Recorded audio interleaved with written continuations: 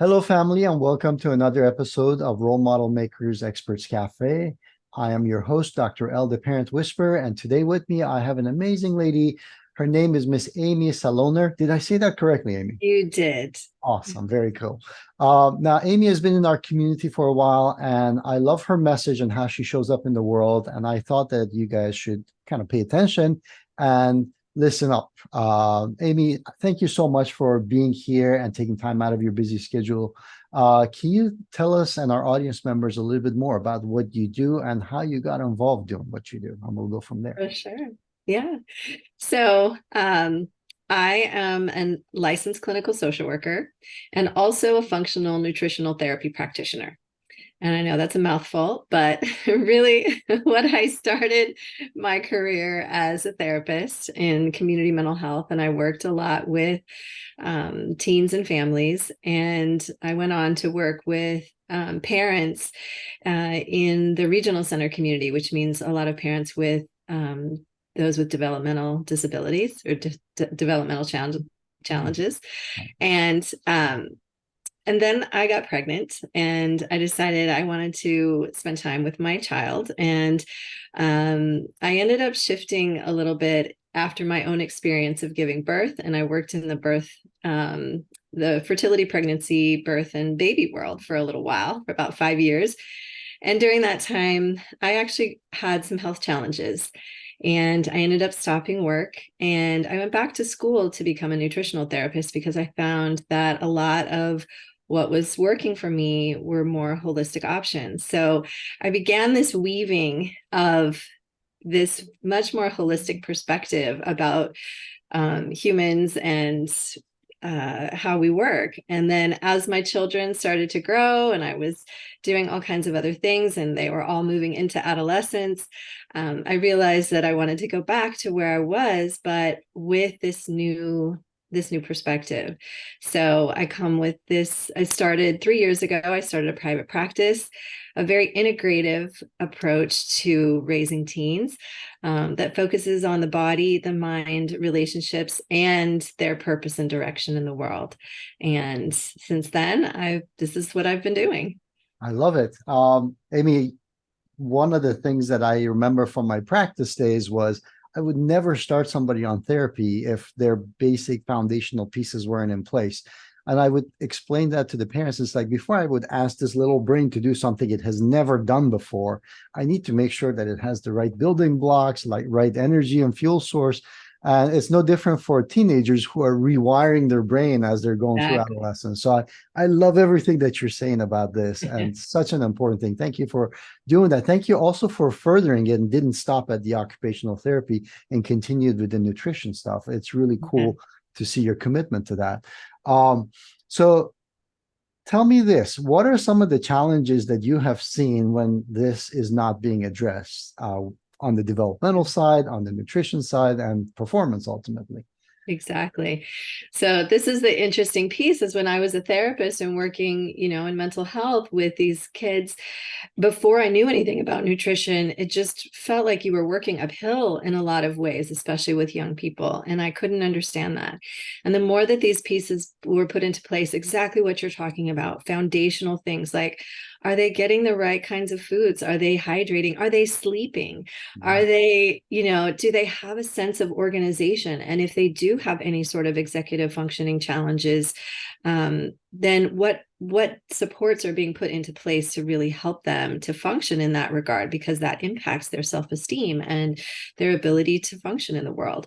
So as all these pieces started to come together, that's where I really saw the magic is putting and also really supporting the parents. I do a lot of parent support work because with teens, they're not always really interested in talking about these things or addressing them. They're on their way to independence. And, unless they really are struggling and can see that they're challenged. And that's when I get a lot of my teens is when they've kind of hit a bottom and are completely overwhelmed, or maybe they're injured. I work some with athletes as well, with young athletes. And it's only when they're injured or they've hit bottom that they realize this. But if I can address the parents much sooner in more preventative measures and really understanding and helping to translate this, then Yeah, I usually see some pretty good success.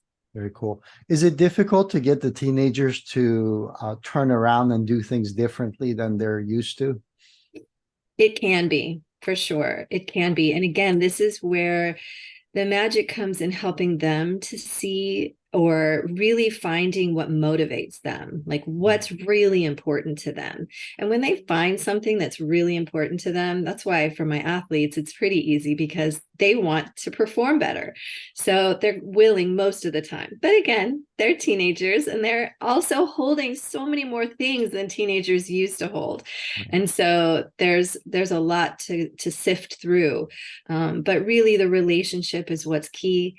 And then also building that relationship between them and their parents is also key in that transition. So they feel supported. Right.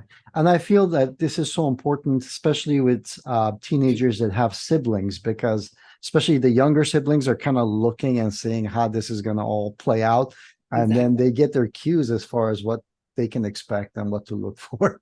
Yes. So it's really critical to get these kids to actually address this. All right.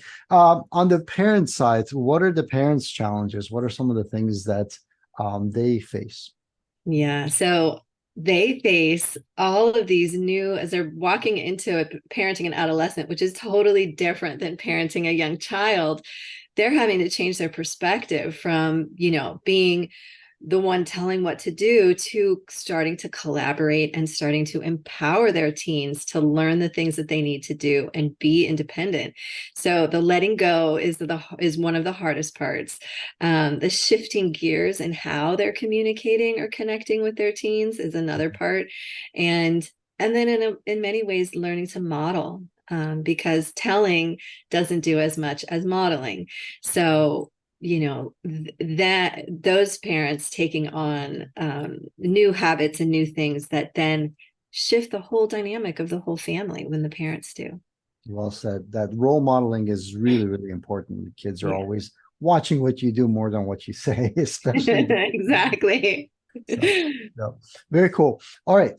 So when we were talking about this, let's focus a little bit more on the nutrition. What are some of the pitfalls that the kids face? Yeah, it's so interesting because right after this is my coffee chats, which is my parent support group for parents of 8th through 12th graders. And we're talking today about nutrition. So it's perfect. Nutrition, there's a handful of things that really are the keys. They're the foundational pieces, right? I always say if my kids having a meltdown or having a moment, my first three questions are, are you hydrated? Are you fed? Have you slept? Right? Like these are the key things. Are they getting what they need in these three areas? Are they getting the nutrients that they need? Are they getting the right balance of nutrients? A lot of times I see most teens are not getting as much protein as they need to, or good healthy fats. They tend to lean towards the carbohydrates and the more processed foods. Even the parents who have been really healthy all the time, once a teen is a teen, and now they're like, oh, I have freedom and I can go try all these other things. Mhm. That comes with some self-awareness of like, oh, okay, you're going to make that choice. How do you feel? Instead of really having dictates, right? But what we're trying to teach them is to hydrate their body, to fuel their body, to get the appropriate rest and nervous system regulation, because they're in they're in sympathetic, constantly focused, overwhelmed, doing all these things, and are they actually moving into rest and repair at different times? So these are some of the foundational things that I start to teach parents to look out for. Let me actually, because we've mentioned this a couple of times now, you also have mentioned rest. Yes, So nutrition is one part. So you get the good building blocks, but then sleep is where all the building and the repairing happens, right? So exactly. what are some of the challenges, especially with the kids being pulled in so many different directions? Are they getting rest? Is it quality rest, or where do you see the challenges be there? That is definitely a challenge. And with the teens that I coach, especially my really highly motivated college driven kids, Mhm. they're not getting enough sleep, and they're, this actually impacts their study. There's this misunderstanding that you should cram all night and then all that information will stick. And what I try to explain to my teens is actually your rest is what integrates everything that you've just learned.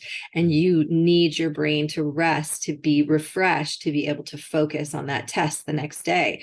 And I do see my kids are getting 6 or less hours of sleep a night, and they're needing 8 to 10 to actually function. An adolescent brain needs still much more sleep than an adult does. And so I work incrementally. We make goals. So if somebody's getting 6, then we're working on getting 7 straight hours, Mhm. 7 good hours of sleep, and then maybe another rest during the day. But on those tough days, and then on other days, on the weekends, on other times, on their late start days, that they are getting that 8 to 10 that they really need. So I can't be a dictator.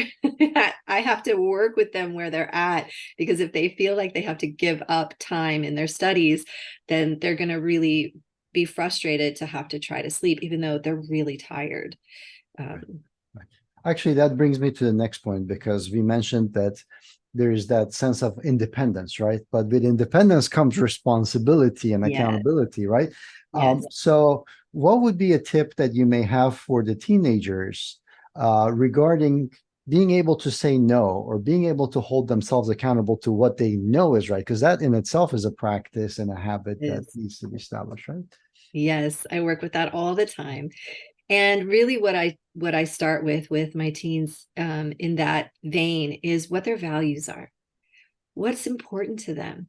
Because when they know what their values are, then they can check against those as to whether it's a yes or a no to do it. And also we work on prioritization, especially for my teens who are like juniors and seniors, and really piling on the college admissions, if that's where they're going, on Mhm. top of their AP classes and IB classes and all the things they're doing. How are they prioritizing what's most important to them, Mhm. and making sure that it's balanced? And that's where we spend some time with them deciding, and then we do trial and error. How did that work? How did that work for you? So they feel empowered to try different things, and when they find the right sweet spot of enough rest, enough taking care of all their business and getting the grades that they want and having the relationships that they want, then we're in the right space. But really it's a continual checking in and um, empowerment process. That goes such a long way for kids that are kind of getting ready to leave the nest, to Mhm. have this ability to try things, stay true to their values and their priorities, and see themselves succeed. The confidence that it builds into them and the Exactly. clarity, that is really powerful. So I really appreciate you honing in on that. I know that this is a vast topic, and many parents have a lot more questions on how Yes. to deal with their adolescents and teenagers. So, Amy, how can people find out more about you and where you're at and connect with you? For sure.